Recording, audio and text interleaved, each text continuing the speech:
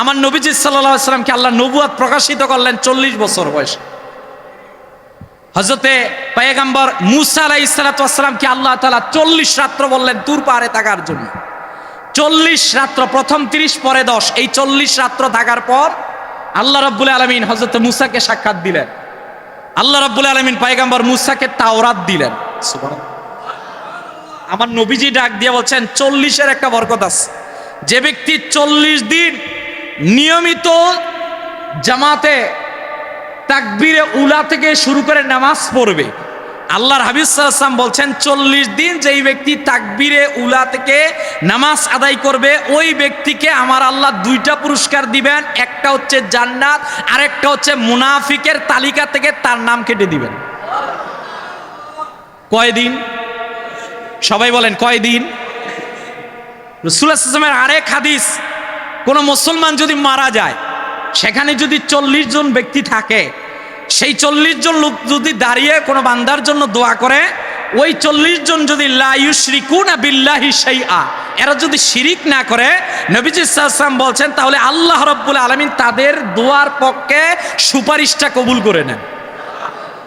যে যুবক বলে আমি পারি না, যে বলে আমি নামাজ পড়তে পারি না হুজুর, একদিন পড়ি 2 দিন হয় না, আমি বলছি আপনি একটা চ্যালেঞ্জ নেন 40 দিনের। কয় দিনের? সবাই বলেন কয় দিনের? আপনি দেখেন আপনি পারেন কিনা। 40 দিনের আপনি একটা চ্যালেঞ্জ নেন যে আমি 40 দিন ফজর থেকে এশা জামাতে নামাজ পড়বো, তাকবীরে উলা মুয়াজ্জিন ইকামত থেকে শুরু করবে, আমি প্রতিদিনের মুয়াজ্জিনের ইকামত থেকে শুরু করে প্রথম তাকবীরে উলা থেকে শুরু করে নিয়মিত 40 দিন পড়বো। আল্লাহ আপনি যদি নিয়মিত 40 দিন পড়তে পারেন, দেখবেন এই 40 দিনের বদৌলতে পরবর্তীতে আর নামাজ মিস হবে না। কথা বলেন। আপনি নিয়মিত 40 দিন প্রতিদিন 5 পৃষ্ঠা বলে কোরআন পড়েন, প্রতিদিন 40 দিন পর দেখবেন আপনার কোরআন পড়তে ভালো লাগে। কথা বলেন, কারণ নিয়মিত করছেন। আর এটা 40 দিন আপনি মোবাইল ছাড়তে পারছেন না, এটা তো পারি না ভাই, এটা তো সম্ভব না। আপনি বলছি একটু কমান না, 40 দিনের একটা চ্যালেঞ্জ নেন না। আমরা না মুমিন, আমরা না সময়কে কাজে লাগাবো?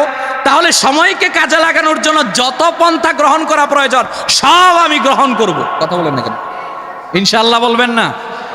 আমি প্রত্যেকের প্রতি উদাত্ত আহ্বান করছি, যারা নামাজ পড়তে পারেন না, ফজর পড়লে জোহরের খবর থাকে না, জোহর পড়লে আসরের খবর থাকে না, এরা চ্যালেঞ্জ নেন 40 দিনের। কয় দিনের? হযরত ওমর ফারুক রাদিয়াল্লাহু তাআলা জামানার মধ্যে এক মেয়ে এক ছেলেকে পছন্দ করত, ছেলে মেয়েকে পছন্দ করত। ওই ছেলে মেয়ের কাছে গিয়ে বলছে আমি তোমাকে ভালোবাসি। বলছে তাহলে তোমার একটা কাজ আছে। বলছে কি কাজ? বলছে আমিরুল মুমিনিন সাইয়েদনা ওমর ফারুক, তিনি যে মসজিদে নববীর ভিতরে নামাজ পড়ে, তোমাকে 40 দিন হযরত ওমরের পিছনে নামাজ পড়তে হবে। সুবহানাল্লাহ। এখন ছেলে তো মেয়ের জন্য পাগল, ও মেয়ের জন্য সবকিছু করতে পারবে, সব কিছুর জন্য পাগল। তো ওই ছেলে কি করলো? তিনি বলছেন ঠিক আছে আমি নামাজ পড়া শুরু করলাম। একদিন গেল, দ্বিতীয় দিন গেল, তৃতীয় দিন, বারবার নামাজ পড়তে যায়। নামাজ পড়ার মুহূর্তের মধ্যে মেয়ের বাড়িতে মেয়ের সঙ্গে দেখা করে যায়। এইভাবে একদিন 2 দিন যেতে 10 দিন 20 দিন 30 দিন যাওয়ার পর হঠাৎ করে ওই ছেলেকে আর দেখা যায় না। 30 দিন অতিবাহিত হয়ে যাওয়ার পর ওই মেয়ে এইবার ছেলেটাকে খোঁজা শুরু করে দিল। ওই ছেলেটা কোথায়, যাকে আমি বললাম যে তুমি সাইয়েদনা ওমর ফারুক রাদিয়াল্লাহু তাআলার পিছনে নিয়মিত নামাজ পড়বে? ওই মেয়েটা 40 দিন যাওয়ার পর ছেলের বাড়িতে গেল, গিয়ে বলল তোমাকে তো আমি একটা শর্ত দিয়েছিলাম, আজকে 40 দিন পূর্ণ হয়েছে।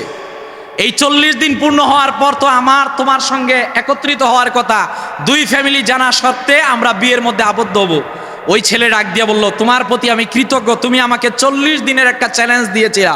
হ্যাঁ, আমি 40 দিনের চ্যালেঞ্জ নিয়ে সাইয়েদনা ওমর ফারুক রাদিয়াল্লাহু তাআলার পিছনে 1 দিন 2 দিন 3 দিন 10 দিন 20 দিন 30 দিন এইভাবে 40 দিন নামাজ আদায় করলাম। এই 40 দিনের ভিতরে কোরআন পড়লাম, ইসলাম সঠিকভাবে বুঝলাম, আমি জানলাম ইসলাম বিয়ে বহির্ভূত, বিয়ের পূর্বে কোনো সম্পর্ককে জায়েজ করে না। হে বোন, তুমি আমাকে উপকার করেছ, আমি তোমাকে একটা কথা বলি, আমি তোমাকে বিয়ে করতে পারবো না। যতদিন না আমার ফ্যামিলি নারাজি হবে ততদিন পর্যন্ত আমি তোমার সাথে অবৈধ সম্পর্ক করব না। বলেন আল্লাহু আকবার। কোরআনুল কারীমের মধ্যে আল্লাহ সুবহানাহু ওয়া তাআলা সূরা মুমিনুনের মধ্যে বলছেন 7টি গুণাবলীর মধ্যে অন্যতম একটি গুণাবলীর কথা আল্লাহ নিজে তাফসীর করছেন। বিসমিল্লাহির রহমানির রহিম ওয়াল্লাযীনা হুম আনিল লাগওয়ি মুরিদুন। মুমিনদের একটা বৈশিষ্ট্য এই, মুমিনরা অনর্থক, যেটা প্রয়োজন নাই এরকমের অনর্থক কাজ কর্ম থেকে তারা দূরে থাকে। রাসূল করিম সাল্লাল্লাহু আলাইহি ওয়াসাল্লাম উম্মতদেরকে জানিয়েছেন, এই হাদিসটি সেই বুখারীর মধ্যে ইমাম বুখারী উল্লেখ করলেন। আল্লাহর হাবিব সাল্লাল্লাহু আলাইহি ওয়াসাল্লামের হাদিসটি হযরত আব্দুল্লাহ ইবনে আব্বাস রাদিয়াল্লাহু তাআলা আনহুমা রাইসুল মুফাসসিরিন তিনি বর্ণনা করলেন। রাসূল করিম সাল্লাল্লাহু আলাইহি ওয়াসাল্লাম বললেন, নি'মাতানে মাগবুনুন ফিহিমা কাসীরুম মিনান নাস, আস-সিহহা ওয়াল ফারাগ। আল্লাহর হাবিব সাল্লাল্লাহু আলাইহি ওয়াসাল্লাম বলছেন, দুটি নিয়ামতের ব্যাপারে অধিকাংশ মানুষই গাফেল। কয়টা নিয়ামত? একটু জবান ছেড়ে বলেন, কয়টা নিয়ামত? রাসূলুল্লাহ সাল্লাল্লাহু আলাইহি ওয়াসাল্লাম বলছেন দুইটা নিয়ামত, এই দুইটা নিয়ামত সম্পর্কে অধিকাংশ মানুষ গাফেল, এরা ক্ষতিগ্রস্তের মধ্যে রয়েছে। আল্লাহর হাবিব সাল্লাল্লাহু আলাইহি ওয়াসাল্লাম এর মধ্যে প্রথম বললেন আস-সিহহা, দ্বিতীয়টা বললেন আল ফারাগ। আল্লাহর হাবিব সাল্লাল্লাহু আলাইহি ওয়াসাল্লাম একটা বললেন সুস্থতা, আরেকটা বললেন অবসরতা, ফ্রি টাইম। রাসূলুল্লাহ সাল্লাল্লাহু আলাইহি ওয়াসাল্লাম বলছেন এই দুইটা জিনিস যখন বান্দার কাছে থাকে, উম্মতের কাছে থাকে, উম্মত গুরুত্ব দিতে চায় না। একটা হচ্ছে সুস্থ, আপনি এখন আছেন, এখন আপনি এই সুস্থ থেকে কাজে লাগাতে চাচ্ছেন না, আপনি চিন্তা করতেছেন আমার হাতে তো আরো সময় আছে। আরেকটা বিষয় হচ্ছে অবসরতা, ফ্রি টাইম। এখন আপনার হাতের মধ্যে ফ্রি টাইম আছেন, আপনি জানেন না আগামীকালকে কিন্তু আপনি সবচেয়ে বেশি ব্যস্ত হয়ে যেতে পারেন। কথা বলেন ঠিক কিনা? রাসূলুল্লাহ সাল্লাল্লাহু আলাইহি ওয়াসাল্লাম বলছেন এই দুটা নিয়ামত সম্পর্কে অধিকাংশ মানুষ ক্ষতিগ্রস্ত, গাফেল, এরা এই দুইটা বিষয়কে গুরুত্ব দিতে চায় না। সম্মানিত উপস্থিতি, কোরআনুল কারীমের মধ্যে মহামূল্যবান সেই সময়ের ব্যাপারে আল্লাহ রাব্বুল আলামিন অসংখ্য জায়গায় কসম খেয়েছেন। রব্বুল আলামিন বললেন ওয়াল ফাজরি, ফজরের কসম। রব্বুল আলামিন বললেন ওয়াল লাইলি, রাত্রের কসম। রব্বুল আলামিন বললেন ওয়াল আসরি, আসরের কসম। আল্লাহ ফজরের সময়ের কসম খেলেন, রাত্রের কসম খেলেন, আসরের কসম খেলেন। সুবহানাল্লাহ বলবেন না? প্রিয় নবীজি সাল্লাল্লাহু আলাইহি সাল্লামের আরো একটি হাদিস, এই যে আমাদেরকে অবসর সময় দেওয়া হবে, এই অবসর সময় সম্পর্কে আল্লাহ তাআলা আমাদের কাছে জানতে চাইবেন।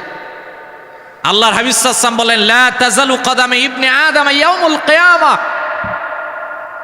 আখিরাতের ময়দানে বান্দার 5টা বিষয় সম্পর্কে আল্লাহ জানতে চাইবেন। কয়টা বিষয় সম্পর্কে? 5টা বিষয়ের প্রশ্নের উত্তর না দেওয়া পর্যন্ত লা তাজালু কদামা ইবনে আদম, একটা বনি আদম এক কদম সামনে যেতে পারবে না, এটা আল্লাহর সিদ্ধান্ত। এই 5টা বিষয়ের মধ্যে একটা প্রশ্ন এইটা থাকবে, বান্দা তুমি তোমার জীবনকে কিভাবে অতিবাহিত করেছিলে?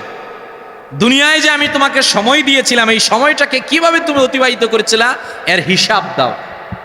আপনি আজকে বাড়ি মসজিদের মধ্যে প্রথম কাতারের প্রথম মুসল্লি, প্রথম 5 জনের একজন, প্রথম 20 জনের একজন, প্রথম 100 জনের একজন, প্রথম নিচতলার একজন। আপনার প্রতি কদমের, এই যে প্রতি কদম হেঁটে হেঁটে আপনি মসজিদের মধ্যে এসেছেন, আপনার গতিবিধিকে আল্লাহ রাব্বুল আলামিনের কাছে ফেরেশতারা উপস্থাপন করেছে। সুবহানাল্লাহ বলবেন? আল্লাহ তো বলতেও পারে যে বান্দা আজকে এই দুনিয়াবি খেল তামাশা, দুনিয়াবি আনন্দকে পিছনে ফেলে দিয়ে, লাথি মেরে দিয়ে মসজিদের প্রথম কাতারগুলোর মধ্যে অন্তর্ভুক্ত হয়েছে। ফেরেশতারা জানিয়ে দাও ওই প্রথম কাতারে যারা অন্তর্ভুক্ত হয়েছে আমি আল্লাহ তাদের জীবনের গুনাহ মাফ করে দিলাম। রাসূল করিম সাল্লাল্লাহু আলাইহি ওয়াসাল্লাম বলছেন তোমার জীবনের যেহেতু প্রতি মুহূর্তের হিসাব দিতে হবে, সুতরাং সময়টাকে তুমি গুরুত্ব দাও। মনে রাখবেন এই পৃথিবীর মধ্যে অনেক শিশু আছে যারা মার রেহেমে ছিল 10 মাস, দুনিয়ায় জাস্ট ডেলিভারি হয়েছে, সঙ্গে সঙ্গে দুনিয়া থেকে ইন্তেকাল করেছে, আছে না? এই পৃথিবীর মধ্যে কত বাচ্চা আমি দেখেছি 5 বছর বয়সে মারা গিয়েছে, 10 বছর বয়সে মারা গিয়েছে, কত মানুষ 20 বছর বয়সে মারা গিয়েছে।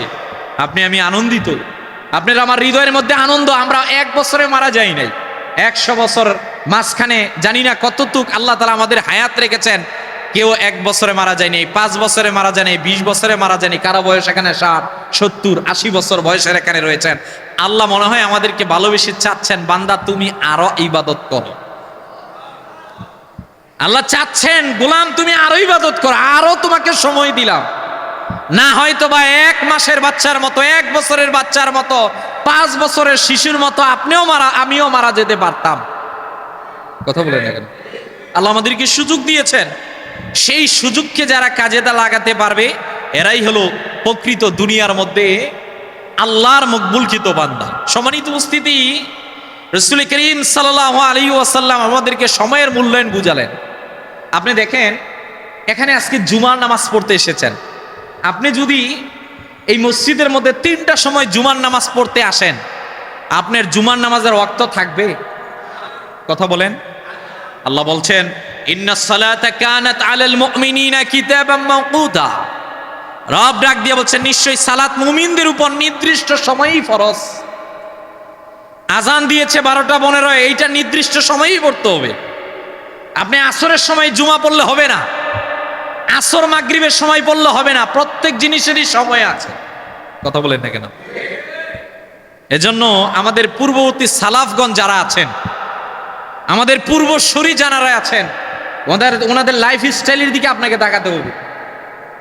হযরত ইবনে মাসউদ রাদিয়াল্লাহু তাআলা আনহু, হযরত ইবনে মাসউদ বলছেন যে আমি আমার জীবনের মধ্যে সবচেয়ে বেশি আফসোস আনি ওই দিনটার প্রতি, মা নাদামতু আলা শাইইন কানাদামি আলা ইয়াউমিন গরিবাত শামসুহু নাকসুন ফিহি আজালি ওয়া লাম ইয়ারিদ ফিহি আমালি।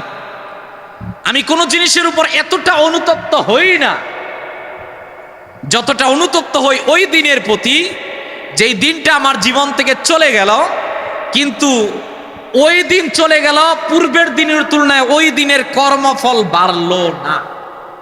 মানে কি, গতকালও শেষ, আজকের দিনও শেষ, আমি আফসোস করি আজকের দিনটাকে নিয়ে। কেন আফসোস করি আজকের দিনটাকে নিয়ে? গতকালকের থেকে আজকের দিনে আমি কেন বেশি ইবাদত করলাম না? কথা বলেন। কারণ আমার সময়টা খুবই সীমিত, আমার লাইফ স্টাইলটা খুবই সীমাবদ্ধ। এটা আমি জানি না, কিন্তু এটাই চূড়ান্ত কথা। আল্লাহ রাব্বুল আলামিন প্রত্যেককেই একটা নির্দিষ্ট সময় দিয়ে এই পৃথিবীর মধ্যে পাঠিয়েছেন। কথা বলেন ঠিক কিনা? ইমাম শাফি রাহমাতুল্লাহ আলাইহি তিনি বলছেন, আমি 2টি বিষয়ে অবগত হয়েছি। একটি হলো সময় হচ্ছে তরবারি, এই তরবারি দিয়ে আপনি যদি সময়কে কাটতে পারেন আপনি সফল। মানে সময়কে কাজে লাগাতে পারলে, আপনি যদি সময়কে কাজে না লাগাতে পারেন, সময় আপনাকে এই তরবারির মতো কেটে ফেলবে। অযথা সময়ের দিকে, অযথা গান বাদ্য খারাপ কাজের দিকে সময় আপনাকে ধাবিত করবে। তিনি বলছেন, দ্বিতীয় বিষয়, আমি জীবনকে হকের পথে যদি ব্যস্ত না রাখি, এই জীবন অন্যায়ের পথে চলে যাবে। এই 2টো বিষয় নিয়ে আমি সব সময় চিন্তার মধ্যে থাকি। হাসান বসরি বলছেন, আমি এমন একদল লোক পেয়েছি, তিনি তাবিঈন ছিলেন, তিনি বলছেন এমন একদল লোক পেয়েছি যা মানুষ স্বর্ণের প্রতি পাগল, মানুষ অর্থকরীর প্রতি পাগল, মানুষ দুনিয়ার প্রতি পাগল, কিন্তু এমন একদল লোক আমি পেয়েছি যারা সময়ের প্রতি পাগল। সুবহানাল্লাহ। মানে ওনারা সময়কে গুরুত্ব দেন, যে সময় চলে যাবে এইটা মেনে নেওয়া যায়। আল্লাহ বলছেন, ওয়ামাল হায়াতুদ দুনিয়া ইল্লা মাতাউল গুরুর। আমার আল্লাহর সিদ্ধান্ত, দুনিয়ার জীবন ক্ষণস্থায়ী, তবে এই দুনিয়ায় যা কিছু তোমরা দেখছো সব হচ্ছে ভোগ সামগ্রী। সব কি? ভোগ সামগ্রী। তুমি যা দেখছো এটা আল্লাহ রাব্বুল আলামিনের সিদ্ধান্ত। এজন্য আল্লাহ রাব্বুল আলামিন বারবার আমাদেরকে স্মরণ করালেন। আল্লাহ রাব্বুল আলামিন বলেন, বাল তুফিরুনাল হায়াতাদ দুনিয়া। মানুষ দুনিয়ার জীবনকে ভালোবাসে, অথচ জানে না এই দুনিয়া ছেড়ে তাকে চলে যেতে হবে। আল্লাহ এবার স্মরণ করালেন, ওয়াল আস, শপথ সময়ের, ইন্নাল ইনসানা লাফি খুস, সব মানুষ ক্ষতিগ্রস্ত, ইল্লা, তবে তারা নয়, লাযিনা আমানু, যারা ঈমান এনেছে, ওয়া আমিলুস সলিহাত, নেক কাজ করেছে, ওয়া তাওয়াসাউ বিল হক, মানুষকে ধৈর্যের দাওয়াত দিয়েছে, ওয়া তাওয়াসাউ বিস সবর, মানুষকে এই ভালো কাজের প্রতি আদেশ করে ধৈর্য ধারণ করেছে। এই 4টা গুণ যাদের মধ্যে আছে, এরাই হচ্ছে পৃথিবীর মধ্যে সফলকামী। বলেন সুবহানাল্লাহ। আমার ভাইয়েরা, আমার বন্ধুরা, রব্বুল আলামিন পৃথিবীর মধ্যে আমাদেরকে পাঠালেন, এই পৃথিবীর মধ্যে আমাদেরকে পাঠিয়ে আমাদের জীবন চক্র নিয়ে আমাদেরকে ভাবার জন্য, চিন্তার জন্য বললেন। রব্বুল আলামিন কোরআনুল কারীমের মধ্যে আমাদেরকে ডিরেকশন দিলেন। كيف تكفرون بالله وكنتم أمواتا فأحياكم ثم يميتكم ثم يحييكم ثم إليه ترجعون আল্লাহ রাব্বুল আলামিন বললেন, গোলাম শোনো শোনো, কাইফা তাকফুরুনা বিল্লাহ, কেমন করে তুমি তোমার রবকে অস্বীকার করো। আল্লাহ বলছেন ওয়া কুনতুম আমওয়াত, তোমরা ছিলে মৃত। রব্বুল আলামিন বললেন ফাআহইয়াকুম, আমি আল্লাহ তোমাদেরকে জীবন দান করলাম। সুম্মা ইউমীতুকুম সুম্মা ইউহয়িকুম, জীবন দান করে আবার মৃত্যু দিলাম। এই মৃত্যু থেকে আমি আল্লাহ আবার তোমাদেরকে জীবন দান করব। আল্লাহ রাব্বুল আলামিন বড় চমৎকার করে বললেন সুম্মা ইলাইহি তুরজাউন, তোমাদেরকে ফিরে আসতে হবে একজনের কাছে। আওয়াজ দিয়ে বলেন তিনি কে? রাব্বুল আলামিন আমাদেরকে আমার ডিরেকশন দিলেন, ইয়া আইয়ুহাল্লাযীনা আমানু লা তুলহিকুম أموالكم ولا أولادكم عن ذكر الله ومن يفعل ذلك فأولئك هم الخاسرون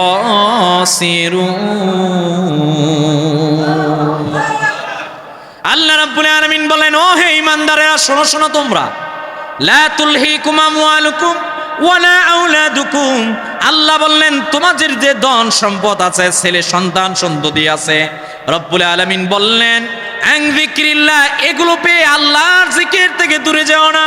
ওয়া মান ইয়াফআল যালিকা ফাউলাইকা হুমুল খাসিরুন, আল্লাহ বললেন যারা ধন সম্পদ পেল, যারা সন্তান সন্ততি পেল, আল্লাহ বললেন এগুলোর মাধ্যমে যারা আল্লাহর জিকির থেকে গাফেল হয়ে গেল, আমার আল্লাহ ডাক দিয়া বললেন শোনো শোনো, তাদের জন্য পরিণাম আছে, নিশ্চয়ই তারা আছে ক্ষতিগ্রস্তের মধ্যে। এরা কখনো সফলকামী হতে পারবে না যতক্ষণ না তারা রবের দিকে ফিরে আসবে। বলেন আল্লাহু আকবার। আমার রব ডাক দিয়ে বলছেন লা তুলহিকুম আমওয়ালুকুম ওয়ালা আওলাদুকুম আন যিকরিল্লাহ। এখানে দুইটা ক্যাটাগরির কথা আল্লাহ বলেন। একটা হচ্ছে ধন সম্পদ। দুনিয়ার মধ্যে আপনি এসেছেন, আল্লাহ আপনাকে ধন সম্পদ দিবে, এটা আল্লাহর সিদ্ধান্ত। দুনিয়ার মধ্যে এসেছেন, আল্লাহ আপনাকে ছেলে সন্তান দিবেন, এইটা আল্লাহর সিদ্ধান্ত। কিন্তু এই দুনিয়ার মধ্যে এসে আপনি ক্ষণস্থায়ী জীবনের মধ্যে সামান্য কিছু পেয়ে যদি আল্লাহকে ভুলে যান, আমার আল্লাহ বলছেন শোনো পৃথিবীর মানুষেরা, তাহলে নিশ্চিত তুমি হবে ক্ষতিগ্রস্তদের অন্তর্ভুক্ত। বলেন নাউজুবিল্লাহ। আমার ভাইয়েরা, আমার বন্ধুরা, এই পৃথিবীটা আমাদের জন্য কেমন? আপনি মনে করেন ঢাকা এয়ারপোর্টের মধ্যে দাঁড়ালেন কোনো একটা দেশ ভ্রমণ করার জন্য। আপনি প্রথমে টিকিট কাউন্টারের মধ্যে গিয়ে আপনার টিকিটটা হাতের মধ্যে নিলেন, এরপর ইমিগ্রেশন পাস হয়ে আপনি বিমানের জন্য ওয়েটিং রুমে বসলেন। অল্প কিছুক্ষণ পরেই আপনার বিমান ছাড়বে। এই যে আপনার হাতের মধ্যে সময়, এইটা বড়ই অল্প। কারো জন্য 1 ঘন্টা, কারো জন্য 2 ঘন্টা, কারো জন্য আরো অল্প সময়। আপনি জানেন না এই দুনিয়াটা কত অল্প সময়, আপনি তো বুঝতেছেন না। নবীজি বললেন কুন ফিদ দুনিয়া কাআন্নাকা গারীব আও আবিরিন সাবিল। নবীজি একদম উম্মত, তোমরা দুনিয়ার মধ্যে একজন মুসাফির। এই সোনারগাঁও থেকে আপনি ঢাকা যাবেন, মনে করেন সোনারগাঁও থেকে আপনি কক্সবাজার ঘুরতে যাবেন। যেই বাসের মধ্যে আপনি উঠলেন, এই বাসটা কুমিল্লার মধ্যে কিছু সময়ের জন্য রেস্টের জন্য আপনাকে দিবে। তবে ওই রেস্টের সময়টা অনেক সময় নয়, ওই রেস্টের সময়টা খুবই অল্প। কথা বলেন ঠিক কিনা? খুবই অল্প সময়। নবীজি একদম বললেন কুন ফিদ দুনিয়া কাআন্নাকা গারীব আও আবিরিন সাবিল। আল্লাহর হাবিব ডাক দিয়ে বললেন উম্মত, তোমাদেরকে জানিয়ে দিলাম এই দুনিয়াটা তোমাদের জন্য ক্ষণস্থায়ী, ক্ষণস্থায়ী, ক্ষণস্থায়ী। এই দুনিয়াটা অল্প সময়। যদি অল্প সময়কে তুমি কাজে না লাগাতে পারো, তাহলে আখিরাতের ময়দানে তোমাকে তিরস্কৃত হতে হবে। সেই দিন তুমি আফসোস করলে আফসোস কোনো কাজে আসবে না। কথা বলেন ঠিক কিনা? ইসলামের প্রথম খলিফা হযরত আবু বকর সিদ্দিক রাদিয়াল্লাহু তাআলা আনহু, আল্লাহর হাবিব ডাক দিয়ে বললেন শোনো শোনো, আমার যত উম্মত রয়েছে, আমার সমস্ত উম্মতের মাঝখানে আবু বকরের শ্রেষ্ঠত্ব বেশি। নবীজি ডাক দিয়ে বললেন শোনো, একত্রে 8 জান্নাতের মধ্যে কেউ প্রবেশ করতে পারবে না। কিন্তু আমার সিদ্দিক আকবর, আমার আবু বকরের জন্য সুসংবাদ আছে। আমার আবু বকরকে আল্লাহ রাব্বুল আলামিন আখিরাতের ময়দানে 8 জান্নাত খুলে দিবেন।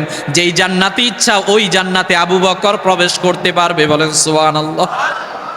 ওই আবু বকর সিদ্দিক রাদিয়াল্লাহু তাআলা আনহু একদিন তিনি গাছের ডালের কাছ দিয়ে যাচ্ছিলেন। তিনি দেখতে পেলেন একটা পাখি গাছের ডালের মধ্যে বসা অবস্থার মধ্যে বসা রয়েছে। হযরতে আবু বকর ডাক দিয়ে বললেন, তুবা লাকি ইয়া তায়র। হযরতে আবু বকর পাখির প্রতি ডাক দিয়ে বললেন, রে পাখি তোমার কত আনন্দ। হযরতে আবু বকর পাখিকে ইশারা করলে বললেন, তোমার কত আনন্দ, খাও দাও আনন্দ করো, এক গাছ থেকে আরেক গাছের মধ্যে তুমি যাও। ডাক দিয়ে বলেন, রে পাখি তোমার আনন্দ, এই কারণে তোমার কাছে আল্লাহ হিসাব নিবে না। আমি সিদ্দিক আকবর টেনশনের মধ্যে আছি, আমি আবু বকর সব সময় চিন্তার মধ্যে থাকি। যেই দিন আমার আল্লাহ আমাকে আল্লাহর সামনে কাঠগড়ার মধ্যে দাঁড় করাবে, তুমি পাখিকে একবারের জন্য আল্লাহ দাঁড় করাবে না, আমি আবু বকরকে দাঁড় করিয়ে আল্লাহ বলবেন, আবু বকর তুমি তোমার জীবনের হিসাবটা দাও। বলেন আল্লাহু আকবার। পৃথিবীর শ্রেষ্ঠ মানুষ যিনি, আল্লাহর হাবিবের কাছ থেকে জান্নাতের সার্টিফিকেট প্রাপ্ত যিনি, আশারায়ে মুবাশশিরার অন্তর্ভুক্ত যিনি, তিনি যদি পাখির সামনে দাঁড়িয়ে বলেন, আমি ভয় করি জীবন নিয়ে, লাকাদ খাশিতু আলা নাফসি, আমি আমার জীবন নিয়ে ভয় করি, এই কারণে আল্লাহর সামনে আমি কেমনে মুখ দেখাবো, তাহলে আপনি আমি কেমন উম্মত, আপনি আমি কেমন বান্দা যে সময়কে মূল্যায়ন করি না। কথা বলেন ঠিক কিনা? হযরতে ওমর রাদিয়াল্লাহু তাআলা ইসলামের দ্বিতীয় খলিফা, নবীজি ডাক দিয়ে বলেন, লাউ কানা বাদি নাবিয়্যুন লাকানা উমর। আল্লাহর হাবিব ডাক দিয়ে বলেন, আমার পরে কেউ যদি নবী হতো সেইটা ওমর হতো। আল্লাহর হাবিব বললেন, আল হাক্কু আলা লিসানি ওমর। ওমরের জবান সব সময় সত্য কথা বলে। ওমর যেই রাস্তা দিয়ে হেঁটে যায় ওই রাস্তা দিয়ে শয়তান পর্যন্ত হেঁটে যায় না। আল্লাহু আকবার। হযরত ওমর একদিন তিনি রাস্তা দিয়ে হেঁটে যাচ্ছিলেন। হযরত ওমর দেখলেন একটা জীর্ণ শীর্ণ যেই রাস্তা দিয়ে তিনি হেঁটে যাচ্ছিলেন একটা খড়কুটো রাস্তার মধ্যে পড়ে রয়েছে। এমন একটা ডালা পড়ে রয়েছে যেই ডালার জীবন নাই, যেই ডালাটা রাস্তার মধ্যে পড়ে রয়েছে এইটার কোনো কাজও নাই। সাইয়েদনা ওমর ডাক দিয়ে বলেন, ইয়া লাইতানি কুনতু মিসলা হাযিহিত তানবা। হযরত ওমর ডাক দিয়ে বলেন, রে খড়কুট তোমার কোনো চিন্তা নাই, তোমার কোনো টেনশন নাই। ইয়া লাইতানি, হযরত ওমর আফসোস করে বললেন, আমি যদি তোমার মতো খড়কুটে হতাম আমার কোনো টেনশন থাকতো না। কারণ আমি ওমর চিন্তা করি আমাকে একদিন আল্লাহর কাঠগড়ায় দাঁড়াতে হবে, আল্লাহর কাঠগড়ায় দাঁড়িয়ে আমার জীবনের হিসাব দিতে হবে। জানি না আমি আমার জীবনের হিসাবটা দিতে পারবো কিনা। বলেন আল্লাহু আকবার। কেমন মানুষ আমরা! আল্লাহ আমাদেরকে পাঠালেন গোলামি করার জন্য, গোলামি করি না। আল্লাহ আমাদেরকে পাঠালেন নামাজ পড়ার জন্য, নামাজ পড়ি না। আল্লাহ আমাদেরকে বললেন ইসলাম মানার জন্য, ইসলাম মানি না। আল্লাহ আমাদেরকে বললেন আল্লাহর পথে অগ্রগামী হওয়ার জন্য, আল্লাহর পথে আমরা অগ্রগামী হই না। ইসলামের সুমহান মর্যাদাপূর্ণ ব্যক্তি হযরতে আবু বকর, ইসলামের সুমহান মর্যাদাপূর্ণ ব্যক্তি হযরত ওমর, ওনারা যদি জীবনকে নিয়ে তো চিন্তা করেছিলেন, যেই চিন্তা ওনাদেরকে বারবার আল্লাহর সামনে দাঁড়ানো নিয়ে বারবার বিবেকের মধ্যে ধাক্কা দিয়েছিল, কেমনে প্রশ্নের উত্তর দিব। সেই প্রশ্নের উত্তরের কথা চিন্তা করে যদি ওনারা এই রকমের টেনশন করতেন, তাহলে আপনি আমি কেন টেনশন করি না? কথা বলেন না কেন? ইসলামের সুমহান ব্যক্তি রাসূলুল্লাহ সাল্লাল্লাহু আলাইহি ওয়াসাল্লাম যাদের ব্যাপারে বলছেন জান্নাতি, সুবহানাল্লাহ বলবেন না? রাসূলুল্লাহ সাল্লাল্লাহু আলাইহি ওয়াসাল্লাম বলছেন এরা জান্নাতি, আশারায়ে মুবাশশিরা। ওনারা যদি চিন্তা করেন একজন গাছের পাখির কাছে গিয়ে বলছেন, হায় হায় তুবা লাকি ইয়া তায়র, হে পাখি আমি যদি তোমার মতো হতাম আমার আল্লাহ তাআলা আমার কাছে কোনো হিসাব নিত না, তাহলে আমি শান্তি মুক্তি পেয়ে যেতাম। হযরত ওমর বলতেন, ইয়া লাইতানি কুনতু মিসলা হাযিহিত তানবা। হযরত ওমর ডাক দিয়ে বলছেন, হে খড়কুট আমি যদি তোমার মতো হতাম তাহলে আল্লাহ তাআলা আমার কাছে কোনো হিসাবই নিতেন না। বলেন আল্লাহু আকবার। আপনি আমি কোন ব্যক্তি যে ইসলামের সুমহান ব্যক্তিরা যদি এই চিন্তা করে নিজের জীবন নিয়ে, আপনি আমি দিনে রাত্রে কয়বার চিন্তা করেছি আল্লাহর সামনে দাঁড়াবো? কথা বলেন। কত সময় আমাদের জীবন থেকে খেলায় খেলায় চলে যায়, যেই সময়গুলোকে আমরা গুরুত্ব দেই না। কথা বলেন না কেন? রাসূলুল্লাহ সাল্লাল্লাহু আলাইহি ওয়াসাল্লাম বলছেন, শোনো উম্মত তোমাদেরকে গুরুত্ব দাও, আল্লাহর হাবিব সাল্লাল্লাহু আলাইহি ওয়াসাল্লাম বলছেন একবার সময় চলে গেলে এই সময় আর ফিরে আসবে নি'মাতানে মাগবুনুন ফিহিমা কাসীরুম মিনান নাস আস-সিহহা ওয়াল ফারাগ। দুইটা জিনিস গাফেল হইও না, একটা অবসরতা আর একটা সময়। প্রিয় ভাই, আজকে আমাদের সময় এত সহজভাবে আমাদের জীবন থেকে চলে যায়, একবারও সময় নিয়ে আমাদের ফিকির নাই। কথা বলেন, আমাদের জীবন থেকে সবচেয়ে যেই জিনিসটা আমাদের কাছ থেকে সহজভাবে সময়কে কেড়ে নিচ্ছে তার নাম হলো স্মার্টফোন, মোবাইল। কথা বলেন না? আমি যতই চাই মোবাইল ছাড়তে, কিন্তু মোবাইল তো আমাকে ছাড়ে না। আমি কি ভুল কিছু বললাম নাকি? সামাজিক যোগাযোগ ব্যবস্থার মাধ্যমে আজকে আমরা এত আসক্তি হয়ে গেছি, সময় পেলেই ফেসবুক, সময় পেলেই ফেসবুকে রিলস, সময় পেলেই ইউটিউব। এই যে অযথা কাজের মধ্যে আমি আপনি ব্যস্ত হয়ে গেলাম, 3টা ঘন্টা নিয়মিত ফেসবুক চালালাম। আমি যদি জিজ্ঞেস করি এই 3 ঘন্টা ফেসবুক চালিয়ে আপনি কি উপকার পেলেন, আপনি শেষে উত্তর দিবেন আমাকে 3 ঘন্টা শুধু চালালাম, এর মধ্যে কোনো উপকার পেলাম না, শুধু সময় শেষ হয়েছে। কথা বলেন না? এখানে যদি আমার একটা উপকার হতো, আমি একটা কিছু শিখতে পারতাম। হ্যাঁ, সবাই তো এক রকমের না, কেউ কেউ শিখে, যারা শিখে এদেরকে মোস্ট ওয়েলকাম। কিন্তু এই যে অযথা সময় চলে যাচ্ছে আমার জীবন থেকে, সময়টাকে কেড়ে নিচ্ছে, আপনি জানেন না একবার যেই সময় চলে গেল এইটা আপনি আর ফিরিয়ে আনতে পারবেন? যেটা গতকাল হয়ে চলে গিয়েছে এইটা আর আপনি যতই চেষ্টা করেন এইটাকে আর সামনে আনতে পারবেন না। আর আজকে যেটা চলতেছে এটা তো চলছেই, আগামীকালকে যেটা আসবে ওইটা তো আপনি জানেন না। আগামীকালকে এই সময়ে আমি কবরেও থাকতে পারি। ও ভাই, রাসূলুল্লাহ সাল্লাল্লাহু আলাইহি ওয়াসাল্লাম বলছেন সময়কে গুরুত্ব দেওয়ার জন্য। এই সময়ের আজকে আমাদের অযথা সময় কেড়ে নিচ্ছে স্মার্টফোন। আমরা অপ্রয়োজনীয় মোবাইল ব্যবহার করি অযথা, এমনিতেই, এর কোনো মানে নাই, এর কোনো অর্থ নাই। আমরা অনর্থক আড্ডা, গীবতখানা, অযথাই দোকানের মধ্যে বসে অন্যের নামে গীবত, এই যে অযথা সময়কে অতিবাহিত করছি, আমার বিবেক কেন ধাক্কা দিচ্ছে না? আমি কেন বুঝতে এই জিনিসটা নিজেকে বুঝাতে পারছি না যে এই সময়টা চলে যাচ্ছে, এইটা আমি আর ফিরে পাবো? আর ফিরে পাবো না এইটা। সুতরাং আমি যতই চেষ্টা করি ওই সময় তো আনতে পারবো না, তাহলে আমি কেন সময়টাকে কাজে লাগাই না? আমি বিনোদনের নামে অযথা সীমাহীন এক অন্ধকার আচ্ছন্ন জায়গার মধ্যে ডুবে আছি। আমি বলছি বিনোদন খেলা, আমি বলছি বিনোদন নাটক, আমি বলছি বিনোদন সিরিজ, এই যে দেখছি এটা থেকে আমার কি লাভ হচ্ছে? হ্যাঁ, আপনি একটা সময় বিনোদন নিবেন, আমি আপনাকে মানা দিচ্ছি না, তবে এই বিনোদনের মধ্যে লাগামহীনভাবে আপনি যদি পড়ে থাকেন এইটা আপনার জীবনকে কখনো সফলতার দিকে ধাবিত করবে। সম্মানিত উপস্থিতি, কোরআন আমাদেরকে বলছেন ওয়াল্লাযীনা হুম আনিল লাগবি মুরিদুন। কোরআন আমাদেরকে বলছেন অযথা এই রকমের কাজকর্ম থেকে দূরে থাকো। এই রকমের অযথা কাজকর্ম তোমার কোনো উপকার বয়ে আনবে। এজন্য আমরা বিষয়গুলো নিয়ে চিন্তা করব। সময় আমার জীবন থেকে চলে যাচ্ছে, এই সময়কে আমাদের প্রত্যেকের দায়িত্ব কাজে লাগানো। কথা বলেন ঠিক কিনা? যারা পারেন না, আমাদের কাছে অনেক লোক অবজেকশন করে, হুজুর পারি না, হুজুর হয় না, হুজুর চেষ্টা করেছি সম্ভব না, আমি বোধহয় ফেল। প্রিয় ভাই, আপনি যেটা বলছেন এটার নাম তো হতাশা, এটার নাম ডিপ্রেশন। একজন মুমিনের জীবনের মধ্যে ডিপ্রেশন বলতে কোনো পরিভাষা নাই। কথা বলেন না? ফাইন্না মাআল উসরি ইউসরা, ইন্না মাআল উসরি ইউসরা। আপনি কেন পারবেন না? সবাই যদি পারে তাহলে আপনি কেন পারবেন না? আপনিও তো একজন পুরুষ। কথা বলেন না? সবাই পারলে আপনি কেন পারবেন না? আমি বলছি আপনি একটা চ্যালেঞ্জ গ্রহণ করেন। এই চ্যালেঞ্জ হবে 40 দিনের। কয় দিনের? 40 দিনের একটা চ্যালেঞ্জ গ্রহণ করেন। মনে রাখবেন 40 সংখ্যা এটা গুরুত্বপূর্ণ। আমার নবীজি সাল্লাল্লাহু আলাইহি ওয়াসাল্লামকে আল্লাহ নবুয়ত প্রকাশিত করলেন 40 বছর বয়সে। হযরতে পয়গম্বর মুসা আলাইহিস সালাতু ওয়াস সালামকে আল্লাহ তাআলা 40 রাত্র বললেন তুর পাহাড়ে থাকার জন্য। 40 রাত্র, প্রথম 30 পরে 10, এই 40 রাত্র থাকার পর আল্লাহ রাব্বুল আলামিন হযরত মুসাকে সাক্ষাৎ দিলেন। আল্লাহ রাব্বুল আলামিন পয়গম্বর মুসাকে তাওরাত দিলেন। সুবহানাল্লাহ। আমার নবীজি ডাক দিয়ে বলছেন 40-এর একটা বরকত আছে। যে ব্যক্তি 40 দিন নিয়মিত জামাতে তাকবীরে উলা থেকে শুরু করে নামাজ পড়বে, আল্লাহর হাবিব সাল্লাল্লাহু আলাইহি ওয়াসাল্লাম বলছেন 40 দিন যেই ব্যক্তি তাকবীরে উলা থেকে নামাজ আদায় করবে ওই ব্যক্তিকে আমার আল্লাহ 2টা পুরস্কার দিবেন। একটা হচ্ছে জান্নাত, আর একটা হচ্ছে মুনাফিকের তালিকা থেকে তার নাম কেটে দিবেন। কয়দিন? সবাই বলেন কয়দিন?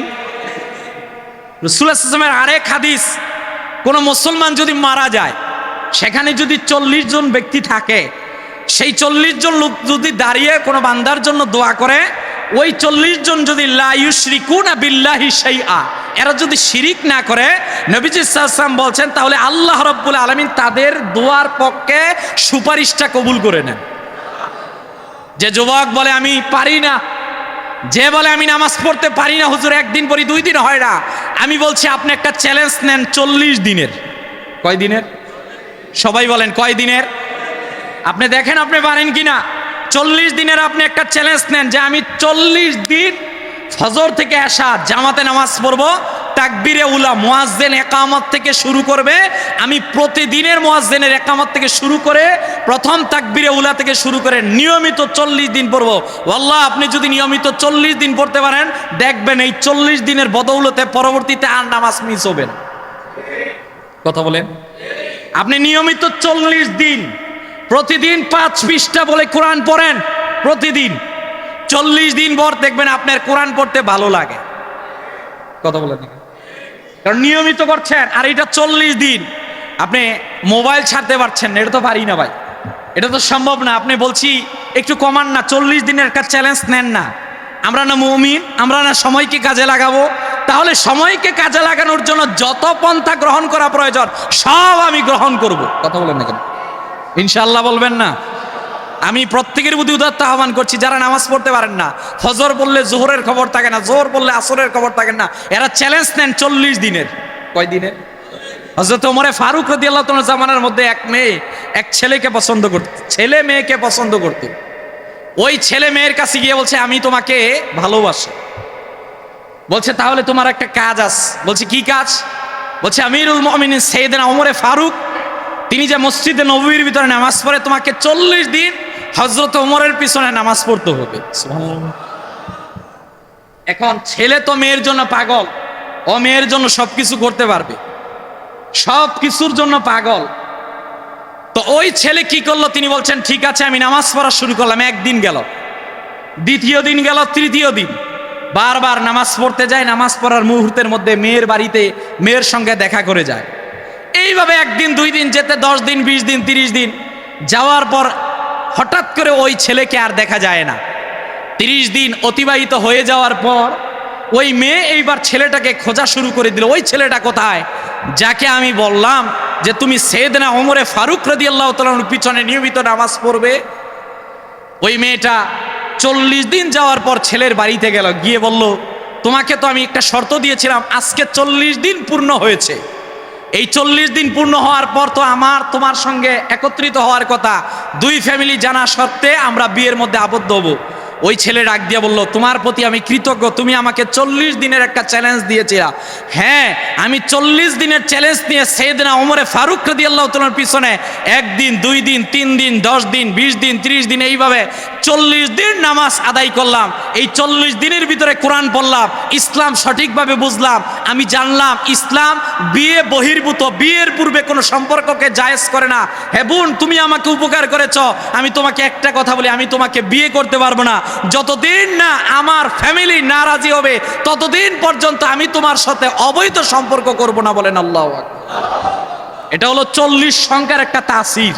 এজন্য আমি বলছি যারা পারেন না, যারা সময়কে মূল্যায়ন করতে জানেন না, এরা বিল গেটসের জীবনী পড়বেন, এরা আলিবাবার প্রতিষ্ঠাতার জীবনী পড়বেন, যারা পৃথিবীতে সফল হয়েছে, এরা কিভাবে সময়কে মূল্যায়ন করে এই বিষয়টা দেখবেন।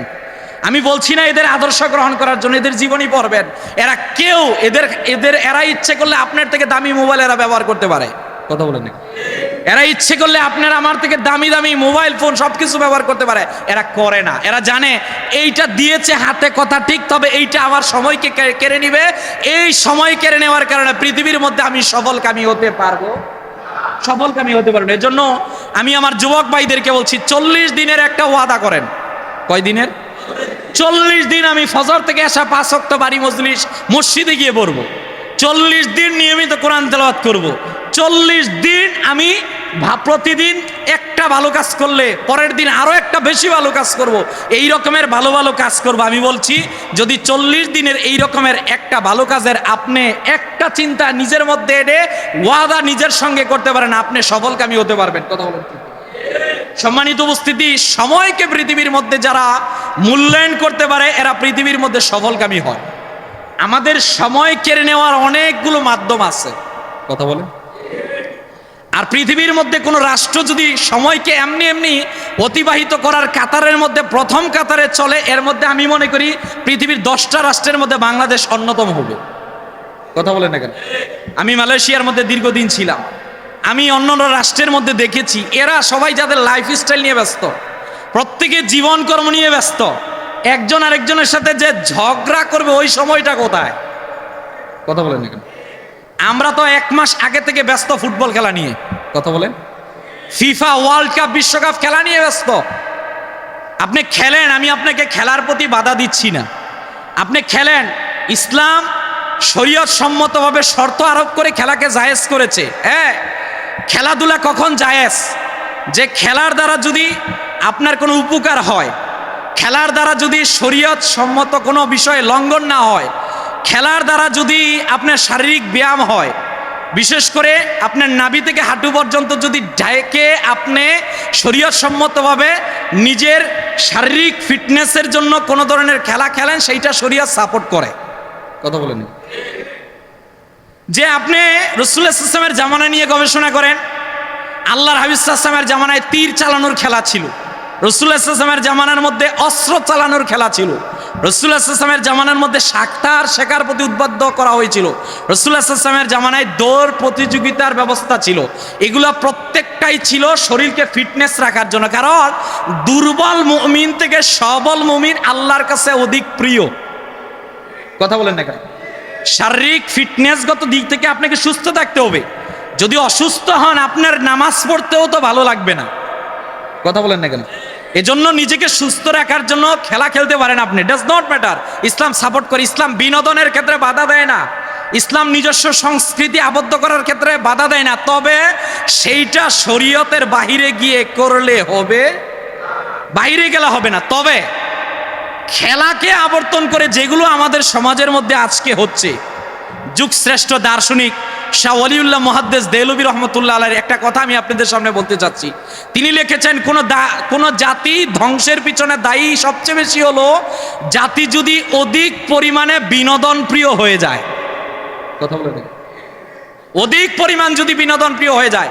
ভাই, আপনি বিশ্বকাপ ফুটবল খেলা দেখেন, আমি আপনাকে বাধা দিব না, আমি একবার আপনাকে বলবো না, তবে আমি কয়েকটা কথা খতিব সাহেব হিসেবে আপনাকে বলতে চাচ্ছি। 1 নাম্বার, এই যে ফিফা ওয়ার্ল্ড কাপ বিশ্বকাপ আসছে আর কয়েকদিন পরে 48টা দেশ খেলবে, কত কথা আপনারা জানেন।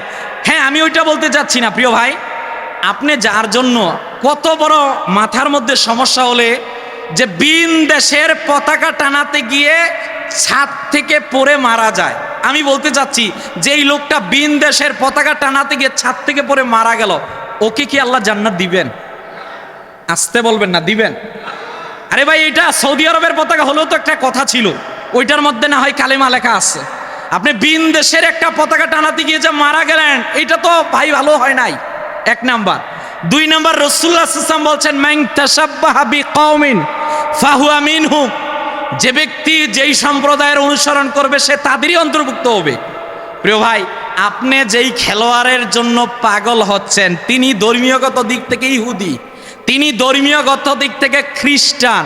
আপনি আমি মসজিদের মধ্যে মুখের মধ্যে ফেনা আনছি এই কথা বলে আমরা ফিলিস্তিনের পক্ষে, ফিলিস্তিনের মুসলমানদের জন্য দোয়া করতেছি, অথচ আপনি জানেন না যেই খেলোয়াড়ের জন্য আপনি পাগল পারা হয়ে গেছেন ওই খেলোয়াড় কিছুক্ষণ পূর্বে ঘোষণা দিয়েছেন সে ইসরায়েলের পক্ষে। কথা বলেন না কেন?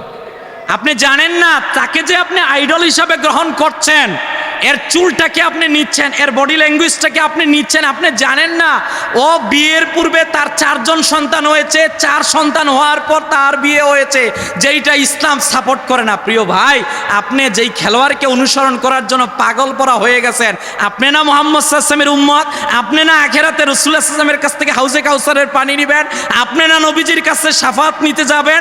আমি বলতে চাচ্ছি, দুনিয়ার রাসূলুল্লাহ সাল্লাল্লাহু আলাইহি ওয়াসাল্লাম ছাড়া অন্য কাউকে আইডল হিসাবে গ্রহণ করলে আমার রাসূল আপনাকে হাউজে কাউসারের পানি দিবে না। কথা বলেন না কেন? I am sorry to say, আমি আপনার দুশ্মন না, আমি বাস্তবতা বলছি। আপনি তাকে আইডল হিসাবে নিবেন না। হ্যাঁ, খেলাকে নিছক একটা আনন্দ হিসাবে নিতে পারেন, কিন্তু আমাদের দেশে যেগুলো হচ্ছে এগুলো অতি মাতামাতি। গতকালকে সিলেটের হবিগঞ্জের মধ্যে, আমি যদি ভুল না বলি, আমার কাছে নিউজ আছে, এই ব্রাজিল আর আর্জেন্টিনার খেলাকে কেন্দ্র করে 2 গ্রুপের মধ্যে দ্বন্দ্বের মধ্যে শতাধিকের অনেক লোক আহত হয়েছে। নাউজুবিল্লাহ বলবেন না? মৃত্যু, হতাহত, নিজের ছুরি নিয়ে বিনদেশীর ব্রাজিল আর আর্জেন্টিনার খেলোয়াড়দের জন্য, নেইমার আর মেসির জন্য পাগল পারা হয়ে নিজের আপন ভাইয়ের পেটের মধ্যে ছুরি লাগায়। ওর থেকে পৃথিবীর মধ্যে নিমক হারাম খারাপ আর কে হতে পারে? কথা বলেন না কেন? আরে ভাই, ও আমার বাংলাদেশের খেলোয়াড় হলেও তো একটা কথা ছিল, ও তো বিনদেশী। ওর জন্য আপনি আপনার আপন ভাইকে গালাগালি করছেন, ওর জন্য ফেসবুকের মধ্যে আপনি আপন ভাইকে ওর বিরুদ্ধে কথা বলছেন, ওর জন্য আপনি ওর মানহানি কথা বলছেন। প্লিজ ভাই, সময়টা আল্লাহ দেখছেন, আপনি যে তার জন্য পাগল হচ্ছেন, আল্লাহ কিন্তু ছেড়ে দিবেন। এরপর বাংলাদেশের মানুষ কত আবেগী, হুজুগি গুজবি দেখেন, নিজের সম্পত্তি বিক্রি করে সে বিনদেশের মানুষদের জন্য পতাকা বানায়, অথচ তার ঘরের পাশে, এর বাড়ির পাশে শীতকালের মধ্যে মানুষ শীতের কাপড় পায় না। আমি কি ভুল কিছু বললাম? গালাগালি যা করার আমারে করেন, আমি সত্যটা বললা যাই। ও ভাই, এটা কি? নিজের সম্পদ বিক্রি করে সে বলে আমি বাংলাদেশের সবচেয়ে বড়, তার ভক্ত হওয়ার জন্য সবচেয়ে বড় পতাকা বানিয়েছে। খবর নিয়ে জানা গেল এর বাড়ির আশপাশে সেও কিন্তু গরিব, সে পাগল হয়ে গেছে বিনদেশীর পতাকা টানানোর জন্য। পতাকাটা নিয়েছে। আরে ভাই, বাংলাদেশের সংবিধান কি? 72-এর সংবিধান, 2010 সালের সংবিধান। আপনি দেখেন, বাংলাদেশের মধ্যে যদি বিনদেশের পতাকা টানাতে চান, আর্জেন্টিনা ব্রাজিলের পতাকা, এর উপরে আমার দেশের পতাকা থাকতে হবে। 2 পতাকা টানালে এর ডান দিকে আমার পতাকা, 3 পতাকা হলে মাঝখানে বাংলাদেশের পতাকা। আমার দেশের পতাকার খবর নাই, ও ব্রাজিল আর আর্জেন্টিনার পতাকা নিয়ে পাগল হয়ে গেছে। এটা তো সংবিধান বিরোধী কথা। কথা বলেন না কেন? প্রিয় ভাই, এরপর আমি যে বিষয়টা বলতে চাচ্ছি আপনাদেরকে, বিনোদন আপনি করেন বিনোদন, এটা নিয়ে তো ইসলাম বাধা দেয় না, কিন্তু বিনোদন কেন্দ্রিক যেই জুয়া হচ্ছে, বিনোদন কেন্দ্রিক যে শরীয়ত বিরোধী কাজ হচ্ছে, এখন এই বছর খেলা আমি জানি না, তবে এই খেলা কেন্দ্রিক আমরা পাগল হয়ে যাই। এই খেলার কারণে নামাজ ঠিক থাকে না, নিজের ব্যবসা বাণিজ্য ঠিক থাকে না, নিজের পরিবারকে সময় দেওয়ার কোনো কিছুই ঠিক থাকে না। সব কিছু রেখে যে আপনি খেলার প্রতি পাগল হয়ে গেলেন, শরীয়ত এই ক্ষেত্রে আপনাকে বাধা দিচ্ছে। কথা বলেন না? আমি আবারও বলছি, আমি খেলা বিরোধী না। আপনি শারীরিক ব্যায়ামের জন্য খেলা করবেন, কোনো বাধা নেই। ক্রিকেটও খেলতে পারেন, ফুটবলও খেলতে পারেন, অন্যান্য খেলাও খেলতে পারবেন, তবে সেখানে 1 নম্বর আপনাকে সতর্ক থাকতে হবে যে নাভি থেকে হাঁটু পর্যন্ত আপনার ঢাকা অবস্থায় থাকতে হবে। শরীয়তের পর্দাকে ভায়োলেট করে খেলা নয়। 2 নম্বর, এই খেলার মধ্যে জুয়া, ক্যাসিনো আসতে পারবে না। 3 নম্বর, খেলা নিয়ে নারী পুরুষের অবাধ মেলামেশা হতে পারবে না। 4 নম্বর, খেলাকে কেন্দ্র করে দ্বন্দ্ব করা যাবে না। 5 নম্বর, খেলাকে কেন্দ্র করে আপনি শরীয়ত বিরোধী, আল্লাহ বিরোধী কোনো কাজ করা যাবে। অথচ আমরা আবেগী। আমি আপনাদের প্রত্যেকের উদ্দেশ্যে বলছি, এই খেলা নিয়ে যতটুকু আমরা ব্যস্ত, এতটুকু যদি নামাজ পড়া নিয়ে ব্যস্ত হতাম, অনেক আগে আমরা জান্নাতে চলে যেতাম। কথা বলেন না কেন? যতটুক পতাকা টানানোর জন্য আমরা ব্যস্ত, নিজের টাকা পয়সা ব্যয় করে, ওই টাকা যদি আমি দান করার জন্য দিতাম, অনেক আগে আমি জান্নাতে চলে যেতাম।